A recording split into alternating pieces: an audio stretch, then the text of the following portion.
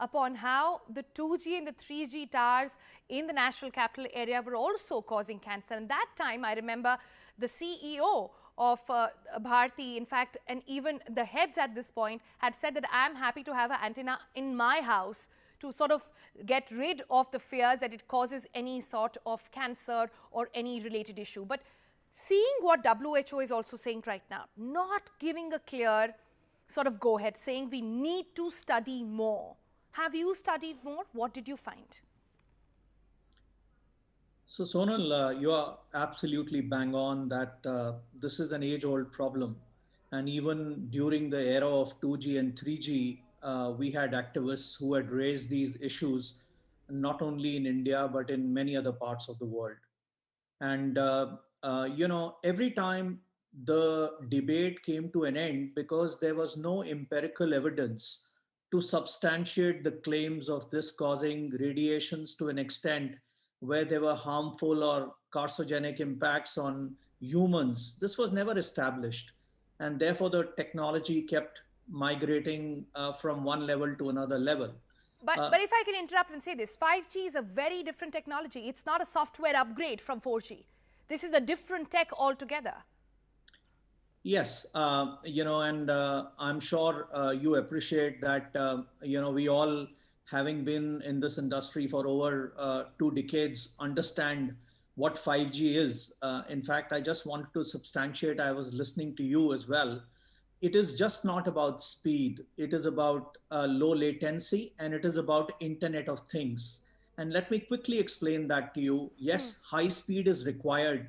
As you move on to denser applications, as you start dealing with 4K content and 16K content, we are already at high definition and we need higher speed at that stage.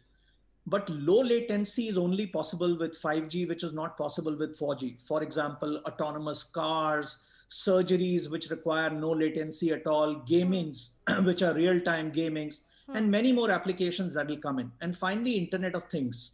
We all talk about connected devices, and we'll be surrounded by 20 devices to an individual in times to come. If I was to place 1 million devices in 5 square kilometers, 4G cannot deal with it. 5G can deal with it. So if we really have to migrate to that world of Internet of Things and machine to machine learning and so on and so forth, we will really have to migrate to 5G. And therefore, it works on higher frequencies. They are available. You need at least 100 megs of spectrum per operator.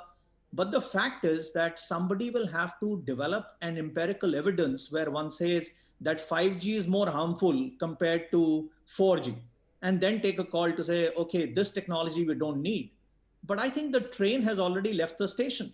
India is a laggard, but all the developed parts of the world, which have a lot more stringent norms on health, etc., have already imbibed this technology. I sit on the board of an international company and I advise so many companies across the globe. And there they have deployed 5G and have been deploying it for more than a year and a half now. Right? So the trains really left the station over there. So if somebody has to say, no, it's not applicable, they'll have to roll back. And for all you know, most of the 4G eventually will get replaced. Yes, 4G and 5G will work together, but eventually 3G is dead, 2G is dead. Will we go back to the previous era, or will we keep moving from 5G to 6G from here? Okay. Fact of the matter is that the first level of technologies that came in lasted for 10 years before we brought in a replacement. Today, the technology gets replaced in 4 or 5 years. I promise you, by the time we are midway into 5G, we'll be talking 6G.